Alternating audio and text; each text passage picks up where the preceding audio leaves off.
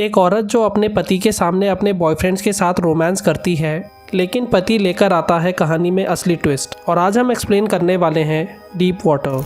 Movie की शुरुआत में हम देखते हैं कि विक साइकिलिंग करके घर वापस आता है और वहीं पर हम उसकी बीबी मलिंडा को देखते हैं, जिसके बाद वो दोनों अंदर चले जाते हैं और मलिंडा एक पार्टी में जाने के लिए रेडी हो रही होती है जहां वो विक के साथ जाने वाली थी। पार्टी में कुछ देर वक्त बिताने के बाद जैसे मलिंडा किसी को ढूंढ रही होती है और तभी वहां जोल नाम का एक लड़का आता है, जिसे देखकर मलिंडा काफ़ी खुश होती है और उसे हक करके अपने साथ कहीं ले जाती है। विक ये देखकर उदास सा हो जाता है और कुछ देर बाद देखता है कि मलिंडा और जोल एक दूसरे को किस कर रहे होते हैं। मलिंडा विक को भी वहां देख लेती है और फिर विक अंदर चला जाता है। फिर कुछ देर बाद हम विक को एक लेडी के साथ देखते हैं और जब वो दोनों मलिंडा और जोल को देख रहे होते हैं तो वो विक से पूछती है कि क्या ये दोनों रोमांस भी करते हैं। तो विक कहता है कि ऐसा कुछ नहीं है और वो दोनों सिर्फ फ्रेंड्स हैं। और कुछ देर बाद हम देखते हैं कि विक जोल से बात कर रहा होता है और जोल उससे कहता है कि तुम काफ़ी कूल हो और दूसरे हस्बैंड्स की तरह जेलस नहीं होते। तो विक उससे कहता है कि क्या तुम्हें पता है कि यहाँ मार्टिन नाम का एक लड़का रहता था जो काफ़ी टाइम से गायब है। ये सुनकर जोल को थोड़ा अजीब लगता है और फिर विक उससे कहता है कि मैंने ही उसे मारा था और वो भी मेलिंडा का दोस्त था। तो जोल को लगता है कि विक मजाक कर रहा है, लेकिन विक के और ज़्यादा सीरियस होने से जोल डर जाता है और उसी वक्त घबराते हुए वहाँ से चला जाता है। फिर अगले दिन हम विक को उसके फ्रेंड्स के साथ देखते हैं और विक का फ्रेंड कहता है कि तुम्हें मेलिंडा से बात करनी चाहिए क्योंकि वो किसी के साथ भी रिलेशन में चली जाती है। और सबकी तरह उन्हें भी ये बात पता चल चुकी होती है कि विक ने जोल को धमकी दी थी और कहा था कि मार्टिन का मर्डर भी उसी ने ही किया है। लेकिन सबको पता होता है कि विक ऐसा नहीं कर सकता और जोल को डराने के लिए ही उसने ये मजाक किया था। और फिर घर जाने के बाद उसी बात के लिए मलिंडा विक से झगड़ा करने लगती है और कहती है कि तुम्हें जोल से माफ़ी मांगनी होगी। और अगले ही सीन में हम जोल को उनके घर पे देखते हैं और यहाँ हमें पता चलता है कि जोल कल ही दूसरी सिटी जाने वाला है और वो आखिरी बार मलिंडा से मिलने आया होता है। और फिर डिनर के बाद हम देखते हैं कि मलिंडा और जोल एक रूम में एंजॉय कर रहे होते हैं और विक भी उन्हें बाहर से देख रहा होता है। और जब मलिंडा किसी काम से बाहर जाती है तो विक जोल के लिए कैब बुक करके उसे घर भेज देता है। और फिर अगली सुबह हम देखते हैं कि विक के घर पे एक स्मॉल गैदरिंग होती है और वहीं हम डॉन विल्सन को भी देखते हैं।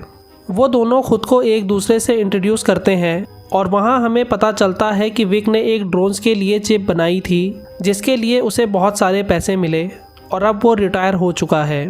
तो डॉन कहता है कि क्या तुम वही विक हो जिसने मार्टिन को मारा था।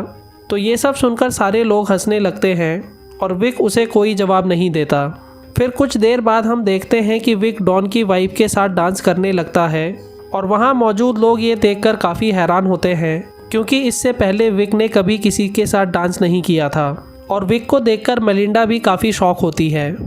और उसी रात जब वो दोनों कहीं जा रहे होते हैं तो मलिंडा विक से पूछती है कि क्या तुम कैली के साथ सोना चाहते हो। तो विक उसकी बात मस्ती में इग्नोर कर देता है, लेकिन विक को किसी और के साथ डांस करते देख मलिंडा को जलन होने लगती है और वो उसी वक्त गाड़ी में ही उसे सिड्यूस करने लगती है। घर पहुँचने के बाद भी वो दोनों एक दूसरे को सिड्यूस करते हैं और इंटीमेट हो जाते हैं। फिर कुछ दिनों बाद विक को बैंक से एक फ़ोन आता है जिससे उसे पता चलता है कि मेलिंडा ने किसी चार्ली के पियानो क्लासेस ज्वाइन की है। घर जाने के बाद वो चार्ली की सारी डिटेल्स पता करता है और उसी शाम हम मेलिंडा और विक को चार्ली के शो में देखते हैं और मेलिंडा चार्ली से काफ़ी इम्प्रेस होती है। और उसी रात हम विक को अपनी एक छोटी सी लैब में देखते हैं जहाँ उसने बहुत सारे स्नेल्स पाल रखे होते हैं। और वहीं दूसरी तरफ मेलिंडा चार्ली के साथ गाड़ी से कहीं जा रही होती है और गाड़ी में ही उसके साथ रोमांस करने लगती है। आज पूरी रात मेलिंडा चार्ली के साथ ही बिताती है और अगले दिन विक और मेलिंडा अपने दोस्त के यहाँ पार्टी में जाते हैं जहाँ काफ़ी सारे लोग आए होते हैं।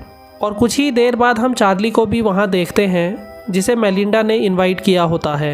और फिर कुछ देर बाद मेलिंडा के कहने पर चार्ली सबके लिए पियानो प्ले करता है और मेलिंडा भी पियानो एंजॉय करते हुए विक को सेड्यूस करने लगती है। फिर उसी रात हम देखते हैं कि विक मेलिंडा को यहाँ वहाँ देख रहा होता है और अंदर जाने के बाद देखता है कि मेलिंडा चार्ली के साथ एक रूम में रोमांस कर रही है। ये देखकर विक को बहुत बुरा लगता है, लेकिन वो मेलिंडा से कुछ नहीं कहता। इसके बाद फिर मेलिंडा चार्ली के साथ पूल में भी मस्ती करने लगती है और अभी भी विक उन्हें बहुत गुस्से से देख रहा होता है। तभी अचानक से वहाँ बारिश आ जाती है और सब लोग अंदर भागने लगते हैं। सबके अंदर जाने के बाद विक चार्ली को पूल में देखता है और फिर कुछ देर बाद वो भी अंदर चला जाता है।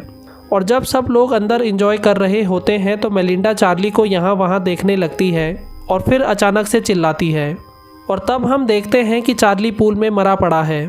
चार्ली को पूल से निकालने के बाद वो लोग घबरा जाते हैं, लेकिन चार्ली तब तक मर चुका होता है।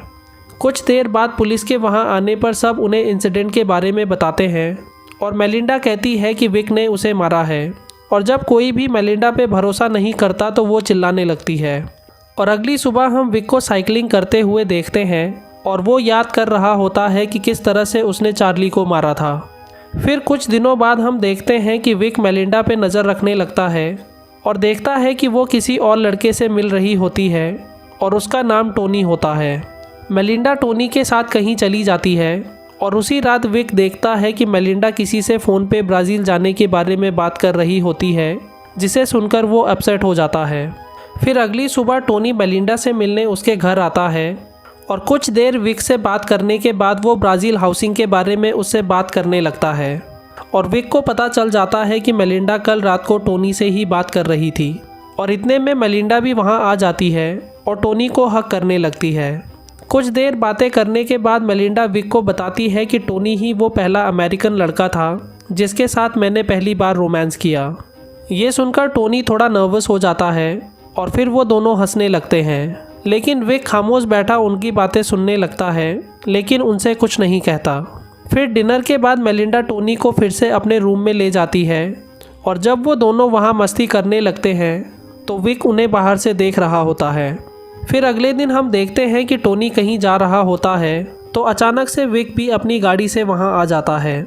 वो टोनी से कहता है कि मेलिंडा तुम्हें किसी बिल्डिंग के बारे में कांटेक्ट करने की कोशिश कर रही थी, लेकिन तुम्हारा फ़ोन नहीं लग रहा था। जिसके बाद वो टोनी को अपने साथ प्रॉपर्टी दिखाने के बहाने कहीं ले जाता है और उससे पूछता है कि तुमने मेलिंडा के साथ ब्रेकअप क्यों किया था। तो टोनी उसे कुछ नहीं बताता और विक अचानक से गाड़ी की स्पीड बढ़ा देता है। कुछ देर बाद टोनी को विक से डर लगने लगता है, लेकिन वो उससे कुछ नहीं पूछ पाता और फिर विक अचानक गाड़ी रोक देता है। और जब टोनी आगे की तरफ बढ़ता है तो विक एक पत्थर उठाकर उसके सिर पे मार देता है और उसके सिर से खून निकलने लगता है। टोनी उससे सॉरी कहता है, लेकिन विक उसे फिर भी मारने लगता है और वहाँ से नीचे गिरने की वजह से टोनी के सिर पे चोट लग जाती है और वो वहीं मर जाता है। जिसके बाद विक टोनी पत्थर से बांधकर उसे पानी में डुबा देता है और घर चला जाता है।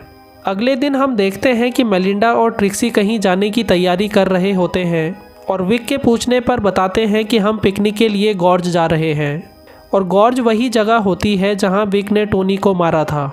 और अगले सीन में हम उन्हें गॉर्ज में देखते हैं और मेलिंडा विक से पूछती है कि तुम मेरे साथ क्यों रहना चाहते हो, तो वो कहता है कि मुझे नहीं पता।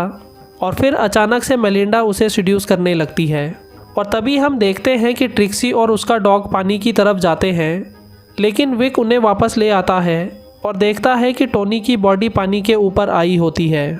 और फिर जब वो लोग गाड़ी से वापस आ रहे होते हैं तो मेलिंडा कहती है कि मेरा स्कार्फ मैं वहीं भूल आई हूँ। तो विक कहता है कि कोई बात नहीं, मैं कल सुबह ले आऊँगा। और घर जाने के बाद हम देखते हैं कि विक और मेलिंडा फिर से रोमांस कर रहे होते हैं और अगली सुबह विक मेलिंडा का स्कार्फ लेने के बहाने गॉर्ज चला जाता है।